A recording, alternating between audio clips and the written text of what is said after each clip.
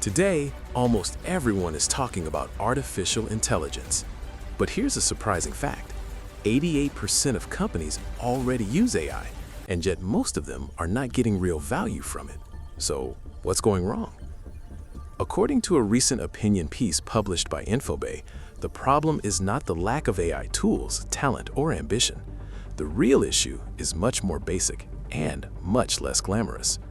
Most companies don't have the technological foundation required to truly benefit from AI. AI doesn't fail because the models are bad.